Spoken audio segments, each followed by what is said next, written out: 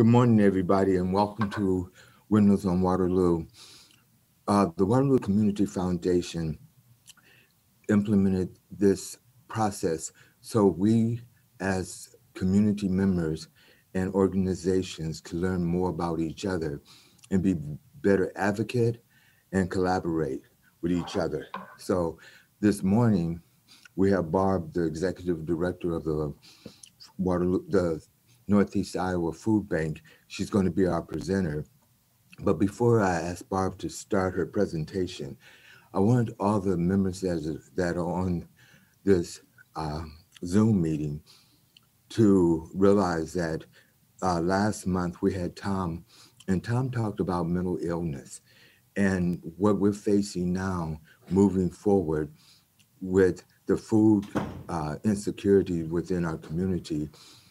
I think these two initiatives go hand in hand. I think without enough food for to feed families or for families to support themselves, it will lead to more mental illness. And every presentation we give, if you can see, it weaves through our community the needs that we have in our community. And I don't believe one entity can meet all the needs. That's why it's so important for us to be a part of this Windows on Waterloo, because we learn more about each other and how perhaps we can collaborate and advocate for each other. And as earlier, I was talking with Barb, and she's going to get into the statistics, but in the whole United States, 1 in 4 children go hungry. And that's in a country as what we have, that is, to me, unacceptable. So we need to find ways to collaborate to make sure that we increase that number so no child goes hungry. And on that note, I would like to turn it over to Barb. Thank you, Mickey, and I hope everybody can hear me. If you can't, let me know somehow, please. It's my pleasure to be here to present this presentation on the state of hunger. And while it says Northeast Iowa, I'm going to focus more of the talk on our programs here in Waterloo. But I want to, before I get into where we are at today, compared to 8 months ago, compared to 1981, I just want to go back in history a little bit, to remind people, and there's probably people on this call that know more about the starting of the food bank than I ever will or ever do, because we really started in 1981 in response to an emergency need for food in the Cedar Valley. It was, as many as some of you might remember, John Deere was downsizing, Rath Packing started downsizing, eventually closed, and all of a sudden people were out of work and needed access to food. At the same time, nationally, an organization which is known today as Feeding America was getting started. And with them getting started, it really started because there was all this food waste in our country. Companies were throwing away tractor trailer loads of product because it didn't meet the quality control. I became a part of food banks in 1992 when I went out to Washington, D.C. to do a year-long volunteer position through the Lutheran Volunteer Corps. And I started as a volunteer, a stipend volunteer. And there was something that really just clicked and resonated with me. I grew up in Minnesota, and for me to go across the country to work in Washington, D.C., I think a lot of people thought I was a little crazy, but actually those 7 years were some of the best 7 years that I ever had, because I really started to understand what people were going through in our communities. And one of the stories I've often shared about food banking is that one of my first memories is that we got a donation of Raisin Bran. And the reason that we got that donation of Raisin Bran is because it didn't meet the quality control. And as a result, it was donated. Well, the reason it didn't meet the quality control was because there were too many raisins in that package. So what used to happen prior to the Feeding America Network was that that product would be thrown away. But yet at the same time now, all this product is being thrown away, but yet there is a need for emergency food assistance around the country. This food bank then, even though we started as a pantry, became a part of the Feeding America Network and became a food bank. And the difference between a food bank and a food pantry is a food bank serves organizations and programs and a food pantry serves people. Where a lot of people get confused is they use the name food bank synonymous, and because we do both here in Waterloo, it really, for some people, it's just very confusing until you come down and take a tour and see everything that's going on. So fast forward to 2020, we're moving along. 2017, I'll back up a couple years, I guess. 2017, the food bank had launched a strategic plan to close the meal gap in Northeast Iowa. And the meal gap is defined as the number of people who don't have access to enough. Well, food insecurity is defined as not having access to an adequate supply of food. The meal gap is really the amount of food that the government programs can't provide to people who are food insecure. In Northeast Iowa, prior to the pandemic, that number was about 7.4 million meals. And so the food bank was doing really well. We were on track this year to close the gap, maybe not in every county, but certainly in our entire service area. And all of a sudden, we hit a snag mid-March. And our whole world turned around. All of a sudden, businesses were closed. People didn't have jobs to pay their bills. They'd never been in this state. At the same time, the food bank had to really redirect its operation to keep people safe and to ensure, but we still had to ensure that people had access to food.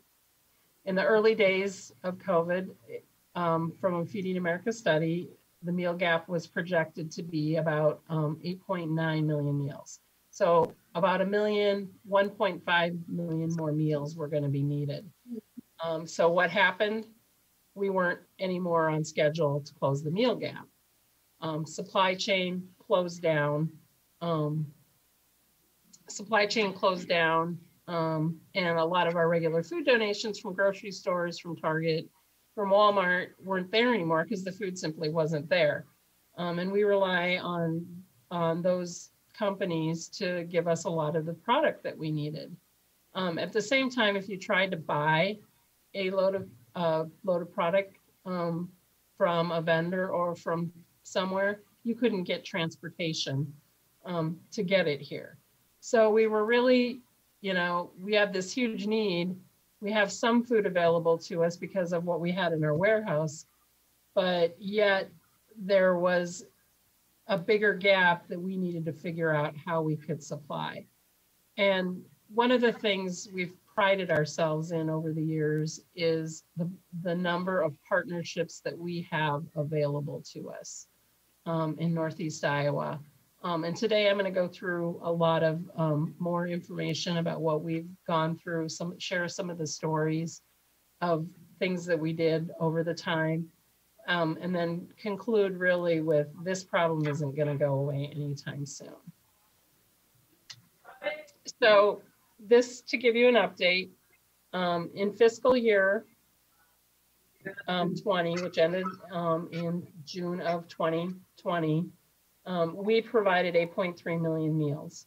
Now, if you're looking at measuring us against our old meal gap of 7.4 million meals, we hit it. We were on spot. We were ready to go. And we were really clicking. But the problem is the meal gap went up to 8.9 million meals. So there's still a huge gap that we still need to try and figure out how to fill. We were able to get a lot of volunteers in. And volunteers have always been one of our biggest strengths of the organization, how we have an ability to mobilize people to help us when we need it. And early on, we had people here, we probably had 50 people here a day. The way we're laid out, they could do it safely because we could divide people up in groups. The hard part was juggling what all the changes were going on to keep people safe, not knowing anything about what the virus was doing, where it was moving, all of that. And so we were constantly juggling how we did things. At the same time, trying to find funds, trying to find food, and ensuring that people throughout Northeast Iowa had access to food. So some of our deepest partnerships early on came from this list of people and organizations and groups that really stepped up. Feeding America was out front right on the top, right from the start, helping provide technical assistance, working through supply chain issues with us, providing funding early on. The Feeding America Network got a huge gift from Jeff Bezos, who owns Amazon, of which we were recipients of, that helped us stretch our dollars in the early days. But the community really stepped up to help provide funding, whether it was an individual contribution or any of the places on this list. All of it really, really made a difference in helping us access food as things streamlined out. And I can't thank all of them, and this is only a small part because there were really so many people that stepped up and helped us. The one thing I'm going to point out on this is the work of the Feeding Iowans Task Force. Governor Reynolds and Lieutenant Governor Gregg started the Feeding Iowans Task Force because of the drastic increase that we were seeing through food pantries, through our mobiles, the calls we were getting that people needed food because they weren't working at the time. And because of that, we were able to get a lot of support through CARES Act money to purchase food and supplies. We were able to get the National Guard here locally, not only to help us repack frozen boxes and other boxes, but also to help us with our mobile pantries in our rural communities. Normally, we do about 13 mobile pantries on any given month. Well, that number shot up to 17 because there was a pantry in Floyd County that closed. And so all of a sudden people were needing food up there. So we started a mobile pantry up there. We enhanced other pantry services throughout a region because we had that additional help from the National Guard. We were honored to receive one of the awards and pictures from the Waterloo Community Foundation, which we're really grateful for because you really recognized what we were doing in the community. But there were really so many partners that helped us bring resources into the food bank to help us meet the need. As I said earlier, prior to COVID, the meal gap was 7.4 million meals. This equated to about 43,000 people who were food insecure. And when I talk about this number, the number was actually projected in June to go down to about 34,000 people because things were going well for people. But in reality, what happened was, because of unemployment, underemployment, poverty rates, that number is expected to increase by 18,000 from the 34,000. And we're looking at potentially 52,000 people in Northeast Iowa experiencing some sort of hunger as we move forward.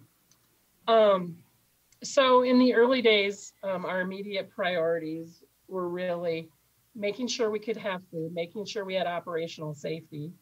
We keep people safe when they came in here. Our pantry went curbside, meaning we weren't bringing any extra people into the building. We did have volunteers, but no more than 10 at any station. We needed to make sure that we had the distribution capacity. We needed to assist our member agencies, and many of them stepped up to help, and ensuring that we had a safe work environment. But we needed to make sure that we could continue to feed people in Northeast Iowa. And some of the partnerships, I talk about our funding and our food partners, but really the partnerships that we were able to help form in the community to ensure people had food. Early on, we started meeting on a weekly basis with the county, with Operation Threshold, with Embark, with People's Community Health Clinic, and also with Salvation Army to figure out how we could get food to people and get food to people safely. And as a result of those meetings, we were able to put food, put food together for agencies like Embark and Operation Threshold to pick up and distribute out to people in homes who needed it that may have been sick, were homebound, or whatever. We just started thinking outside the box. I got a call from Brian at Intercog that they had transit drivers that weren't working, but they were willing to pay them if we had work for them. So because of that partnership, we were able to, they would come over and pick up our backpack boxes and drop them off at the schools and the feeding sites that were going on through the Waterloo schools. So backpacks would go out to kids and they'd have additional food. Just in March and I think it was, no, excuse me, in April and May, I think in April we did over 12,000 backpacks to the Waterloo school, through the Waterloo schools, as well as an additional 9,000 in the month of May. So it really was a good program that was able to get food to people.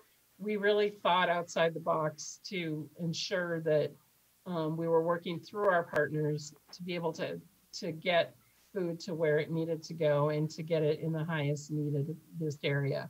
All the time we were still serving over 3,000 to 4,000, I believe, on average, households on a monthly basis right here out of the pantry in Waterloo. We were available if somebody needed food, if a community group needed food, we were able to access that even through all those challenges. So in the 12 subsequent weeks following the start of the pandemic, we were able to provide in 3 months' time 2.3 million meals, which is almost 3 million pounds of food. Just to give you an idea of what we were dealing in 2012, fiscal year 2013, when we moved out of our old building on 11th Street, that year we distributed 3.4 million pounds of food. In 12 weeks during the first 12 weeks of the pandemic, almost that much went out our doors here. And that's a testament to this community helping us build a facility that we were able to do that and able to ensure that, as to the best of our ability, we were going to be able to provide access to people, food to people who needed it. So we want to make sure that we're not just enduring the crisis. We want to come out stronger and in a better position to serve the community. You know, right before COVID, we've been working on basically a technology plan to really upgrade all of our technology to become even more efficient in how we distribute our food. Of course, that stopped. We were looking at adding an HR person to help us strengthen the capacity of our staff. That stopped. All of our efforts, unfortunately, had to stop so we could focus solely on the pandemic. And I can't say enough about how the staff and the board came together to really help us meet the need when we didn't know what was going to happen 5 minutes after we made a decision, because that's what we went through. And I know everybody went through that, but they were, the staff and was there right with us all along. And we have been on site instilling safety measures to keep them safe throughout the whole time. And as we move forward, we continue to do that. So looking forward, our longtime priorities include continuing to address situational and chronic hunger, leveraging legislation, evolving our food distribution, promoting hunger awareness, and making sure we have sustainable both food and fund sourcing. And as I look at, addressing situational and chronic hunger, situational, chronic, you have situational poverty and you have chronic poverty. Situational hunger is very similar to that. It's a point in time. You've lost your job, you don't have resources, you want to spend your money on your rent. You could come to the food bank and get access to food. We have a strong SNAP outreach or food stamps or food assistance outreach program through the food bank. And so we encourage people to sign up for SNAP because that not only helps them get food, it also helps your local economy. And so we want to make sure in your time of need that you have access to food. And we've seen a lot of people come through our doors that never thought that they would need our services, but because of what happened to them through no fault of their own, um, they have been able to access those services.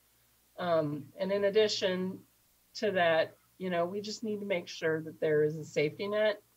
Um, and so we're continually advocating, and if you've read anything that I've written in the last 8 months, we're continually advocating at the federal level as well as the state level about how food insecurity is an issue. And you see it more and more and more in the media. You know, we don't have lines of 10,000 cars like they do in Dallas or San Antonio, but in 2.5 days last week, we provided over 3,000 households with food for Thanksgiving. In 1 hour, just 1 hour, we served 260 families through our distribution the way it was set up. And so the lines might not be as long, but we're still serving proportionately just as many people. And that's what we want to do. We want to make sure that if people need food, they have access to it. Talked a little bit about legislation. At the state level, we've traditionally not really gotten any support from the state of Iowa budget and still really don't. The funding that we've gotten this year has come through the CARES Act. We've been a strong partnership through the Feeding Iowans Task Force to do a bulk repack program with AmeriCorps here on site. And that food is repacked here and then distributed. Some of it's distributed, but some of it also goes to Cedar Rapids and Davenport to be distributed out of those food banks as well. And so our goal this year in the state legislature is to become sales tax exempt. We still pay sales tax on tangible goods. And so moving forward, we really have a goal, and it will only cost the state about $200,000 a year. For us, it might only be a load or two of food, but it's a load of food. It's a load or two of food that we can ensure that people in Waterloo and Northeast Iowa have access to. At the federal level, so we've had all this product come in through the CARES Act, through FFCRA. There's been additional funding for the TFAP commodity program. People know it as the old cheese program. December 31st, that funding goes away. So we will be advocating for more funding for the TFAP program because unfortunately, even with a vaccine, the economy is not going to be as friendly to people who are on hourly jobs. And so we know that the need is going to be here for the long term, and we'll need more resources to be able to meet that need. And so we're going to continue to advocate for that. We're also advocating for an increase in SNAP benefits just to help people get things through, because that also then helps your local economy. But also ensuring that we're evolving our food distribution. If we need to change something and need how to do things differently, we're going to do it. We're still putting boxes together to be distributed through our pantry and through our mobile pantries. So we have people that are coming in to help us do that. And so if we have to go curbside longer than the end of the month, we had opened up for client choice again, but that's now changed and we're back to curbside. So we have to continue to evolve what we're doing and how we're doing it to make sure that people are safe. Continue to promote hunger awareness. Never in the 20 some years that I've worked with food banks have I seen food insecurity mentioned in the media the way it is. And we need to continue to raise that awareness because, as Mickey said earlier, what Tom, the same people that Tom Ekus is working with are still people that need food. It all goes hand in hand, and it's the same people, and we're working together continuously to ensure that people have access to food, which is just one of the many needs that they have. And ensure that we're continuing to do sustainable sourcing, that we have food that will continue to meet the need. Even though the government funding is going away, we're continuing to look at other sources of funding.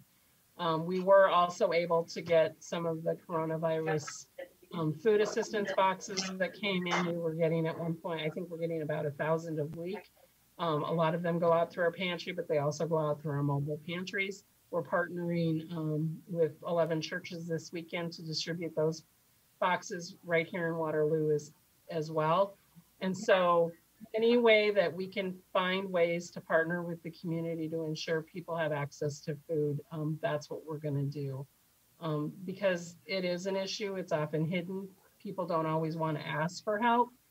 But we may need to make sure that we're making an impact, not just in providing food, but ensuring that people can have the money and resources to pay their rent, to pay their bills, so they can get to work, they can pay their car fixing bills, whatever it is. People are very, very, very generously grateful for what we can provide them, and we do that because of the partnerships that we have in the community. We know that COVID-19 is going to have lasting impacts in our community. It's not going away, unfortunately. We wish it was sooner rather than later for a lot of reasons. But it has, even with how sick people have gotten and how people have been affected by it, we really want to ensure that people have access to resources that they need. And a lot of good things and a lot of good partnerships have come out of that because of that, whether it's with the governor's office, whether it's enhancing TFAP or SNAP programs, whether it's enhancing a partnership to distribute food like the one that on the spur of, about 2 days, we worked with Embark and Operation Threshold and Salvation Army. And still to this day, if there's a need at the county level, we're working with the county and Salvation Army to deliver food if need be. We're just trying to adapt as we can to ensure that people have access to food and no one goes hungry. But again, with elevated unemployment and poverty rates, we're predicting the surge in need will last for years to come. And we've already started to see it and we'll continue to see it. And we just want to make sure that if people need help, that they reach out, but also if people can donate to help us continue to meet that need, that they're able to do that, but also volunteers. With the holidays coming, people are limiting what they're doing outside of their home, which is fine. So we're seeing a decrease, but if people feel comfortable in volunteering, we would love to have you.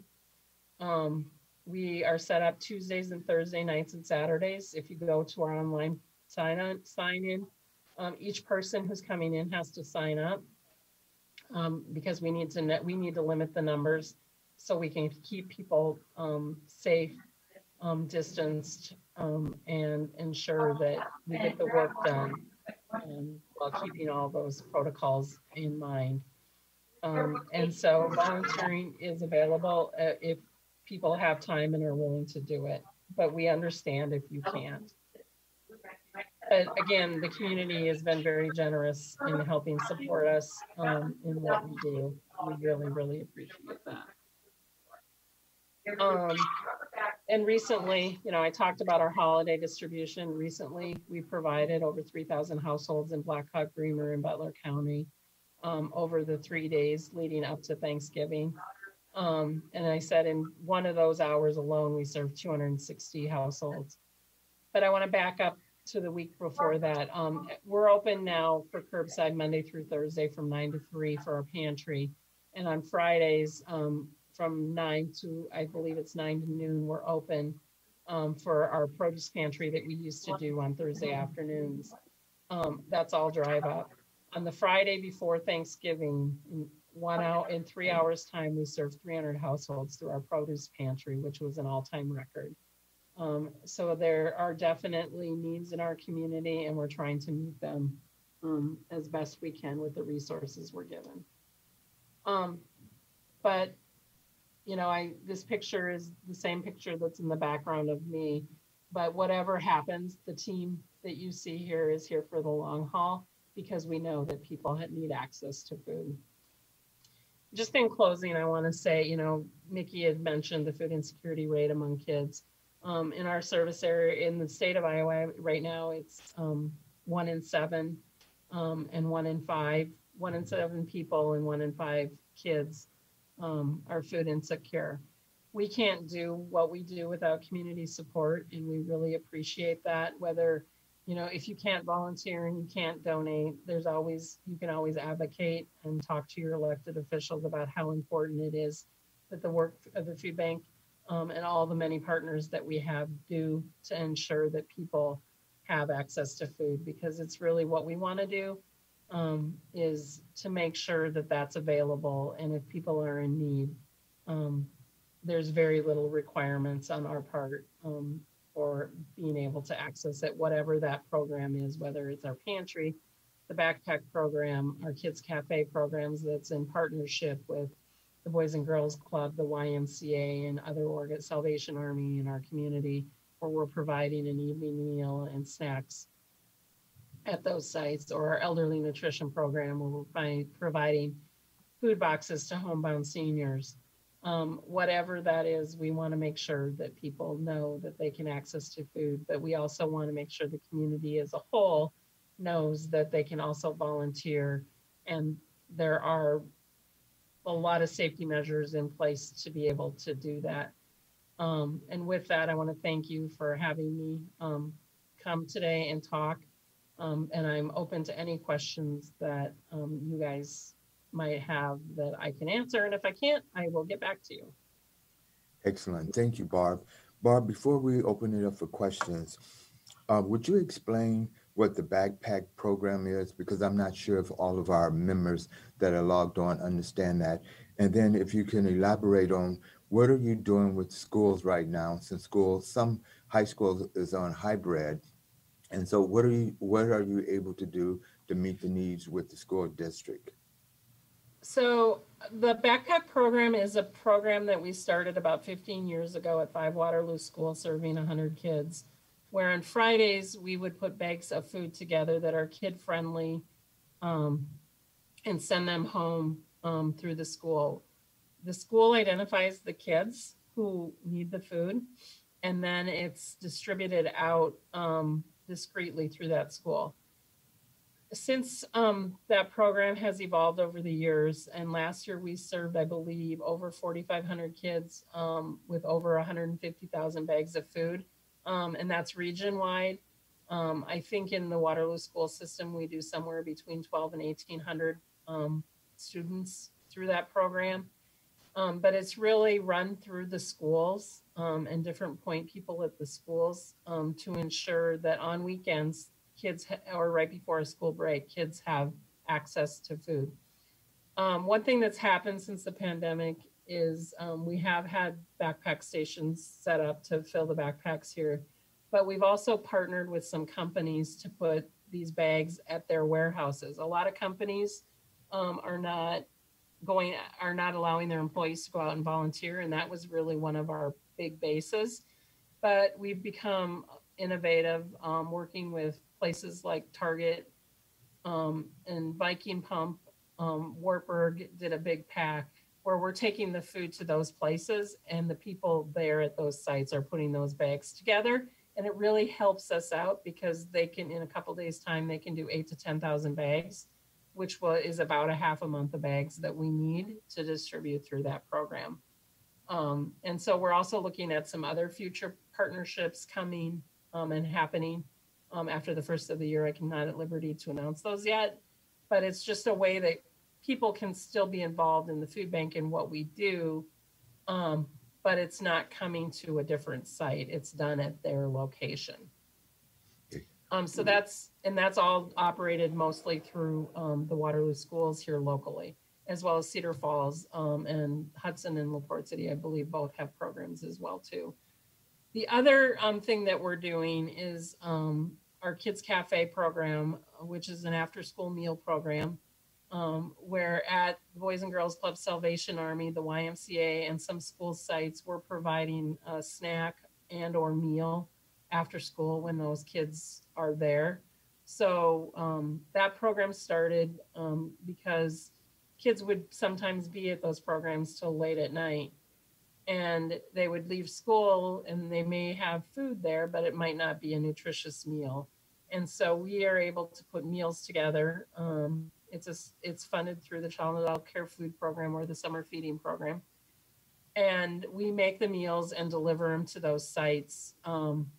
Since school has been shut down, we've still, I know the Salvation Army and I believe the Y and the Boys and Girls Club have all been open. I might be wrong on that, but I believe they've all been open. So those meals have been available to the kids at those sites. But when school shut down, those sites did not have, the other sites that were at the schools, of course, didn't meet. Right before Thanksgiving and usually right before school breaks, we make a big push to make sure that we get backpacks to the schools so we know that kids over those breaks will have access to that food. Excellent, thank you. And before I open up to questions, I would like for everybody to think about during the holidays that having access to the students, other than maybe the Boys and Girls Club and the Y, is going to be devastated for a lot of families that now have to provide 3 meals a day rather than 1 meal a day. So it's something just to keep on your mind. And at the end, I'm going to tell you an initiative that the board of directors of the Waterloo Community Foundation is putting together. And I'm only going to give you a brief overview about it because we have to take it to the full board for approval. But I think we need to be thinking about that, how blessed we are. And being blessed to me mean we need to give back. And on that note, I'll open up to questions. And if you don't have any, I have a lot.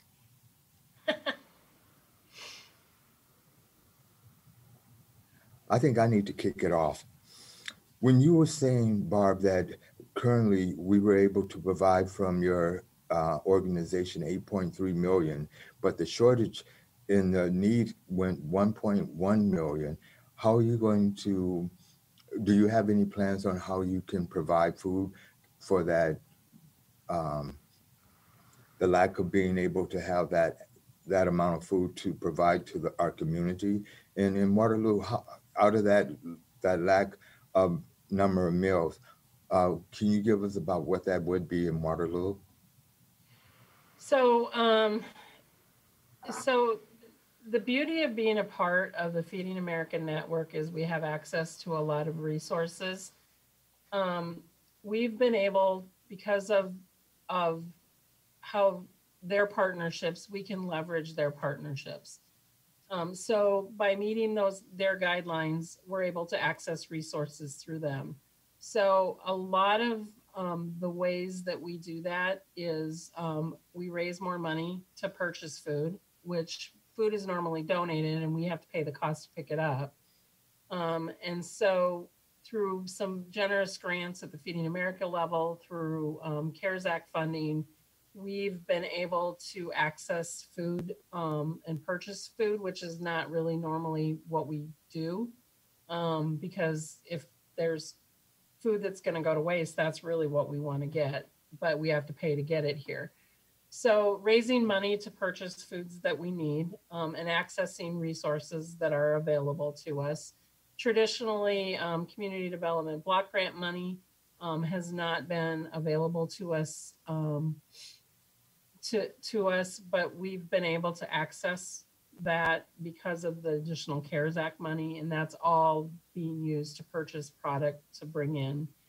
But the other thing with the Feeding America Network, they have relationships with all kinds of national donors. You know, Kellogg's, Nabisco, General Mills, all of those different places. But also with farmers. And so we work with other food banks and the network to access food that way. There's usually not a food donation that's out there that we say no to. And part of what we're looking at for the future is to how do we ensure that we don't just access any food, but we're accessing the right kinds of food and the most nutritious food. And a lot of the most nutritious food that's out there is often perishable. So having the ability and the system set up to bring that in and distribute it out, whether it's dairy, whether it's, protein, whether it's fruits and vegetables, whatever that is. One of the great partnerships that we have locally is with Hanson's Dairy, where we buy some of their product, but they also are very generous donors to us. And so on an ongoing basis, we usually have milk. Midwest Dairy has stepped up and provided funding for food for that. Some CARES Act money and other things have enabled us to access dairy, more and more dairy products. One thing that was created through the Feeding Iowans Task Force is a partnership with the Iowa Department of Agriculture, where we've been working with them to process both pork and beef, but also we've been able to purchase turkey with funding through them. So we're looking at continuing to enhance that program statewide. And so we'll have more of those resources available to us. So even like, as I said earlier, even through the pandemic, there has been a lot of really good partnerships. And one of the ones to really raise up is the one that the Iowa Department of Agriculture has done. Because if you remember early on, all these pigs were being slaughtered. They weren't being able to get them to process, to get them out to people. And even though it was a small part and it probably didn't touch the overall loss of that product, we were able to be able to process that pork to be able to distribute out. And we did the same with beef, and we did the same, and then we've also done it with turkey as well. So we're always looking for new ways to access food. And this is one partnership that's really stepped up to help us get food to people in need. In Waterloo, I can't give you the number, and I should, and I apologize for this, right off the top of my head of the number of food insecure people, but I do know that about 47% of what we distributed goes to the residents of Waterloo. That shows that the need is really great in the Cedar Valley. And so knowing that 47% of our distribution is going out into this community, I think we're making a pretty big impact on that. Excellent. Looking forward, and as you address that the pandemic is not going to end anytime soon, can you tell us your two greatest challenge looking down the pipeline that this insecurity, food insecurity may last for a while? Really, our two greatest challenges, I think right now the immediate need is for volunteers to help us. And I think some of that is just timing because it ebbs and flows. So we really need volunteers. And we completely understand why people aren't coming in. We get that. But the other ongoing is continuing to ensure that we have a stable supply of food, but we also have the financial resources to meet that need and to be able to get the food in and get the food out. So that's really three. So our greatest strengths are also our greatest challenges. Does that make sense? It does. It does. Any questions from any of the other members? Well, Mickey, this is Drew Conrad.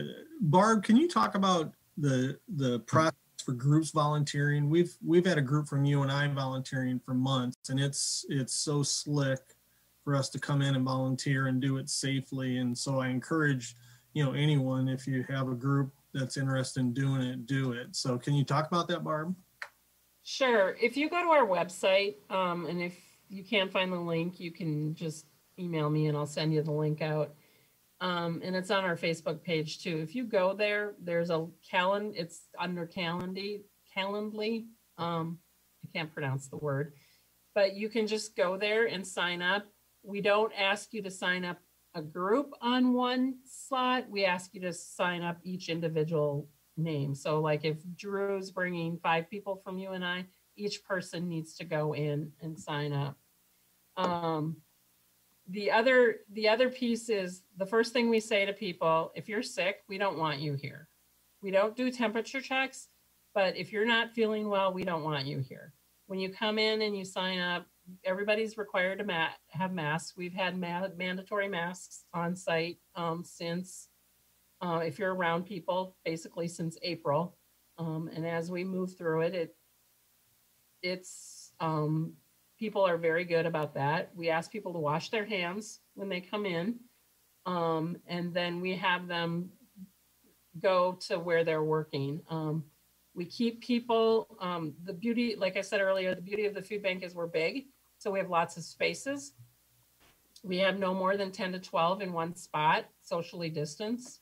When you put food boxes together, it's along one whole row. And the cart goes down, people fill it, the cart is just passed down from person to person who are 6 to 8 feet apart, filled up around the corner, and it goes in. Backpacks are done similarly. You know, we just try to keep people as safe as possible. Last week with our holiday distribution, we used to bring people in through the building. We set it up to go curbside. We had about 15 people outside taking carts down. They were all apart from each other. We had people inside filling the carts that were, you know, masked, gloved, you know, away from each other as much as possible. And the cart would just go from person to person. It would get filled and out the door it goes. So we keep people moving. We keep people safe. And we don't bring a lot of people in at one time to be in one spot because of that. Thanks, Drew. We really appreciate you bringing that up because it's really a need that we have.